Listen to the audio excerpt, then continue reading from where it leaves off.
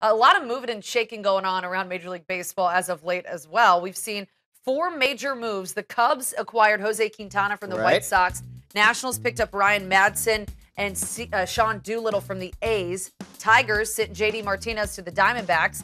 And Todd Frazier and David Robertson heading to New York.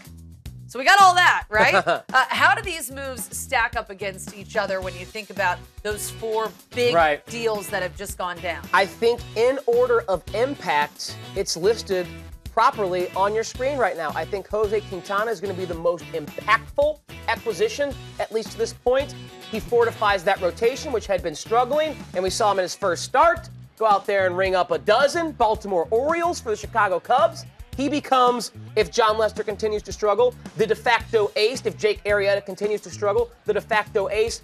Regardless, this team now has depth in that rotation, which they have not had all season long because guys have regressed back to what we expect, like a Kyle Hendricks, like a John Lester. But the Cubs still have, on paper, the most talented team, and certainly the National League Central, and maybe in the entire National League. And that's saying a lot given what the Washington Nationals and the LA Dodgers are doing right now.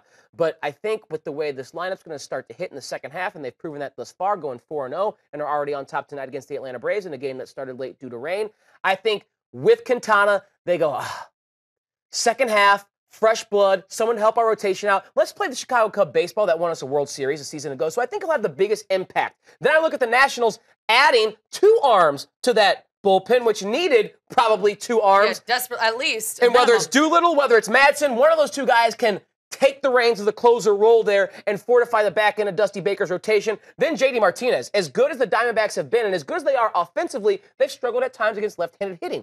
Well, no one, maybe outside of Mike Trout from the right side of the dish, hammers left-handed pitching the way J.D. Martinez does. He had a 1,600 OPS this season against lefties, and now you slot him between Paul Goldschmidt and Jake Lamb, and this lineup is awesome, especially at that field down in the desert. So in that order, and then I would actually put Frazier and Robertson, I'd put that fourth. I'd put that fourth because even though the Yankee bullpen is struggling right now, I still trust Dylan Betances and Aroldis Chapman. They just need to work off some rust, get out of the little midseason rut. So they add to that bullpen. It's always nice to have arms, but Todd Frazier to me is a platoon player for them. Chase Headley is still going to get some ABs, and Frazier's a guy who hits 200, 220, has power, don't get me wrong, and that power will play at Yankee Stadium, but he's not an impact bat the way that J.D. Martinez, a 300 hitter, is an impact bat for the Arizona Diamondbacks.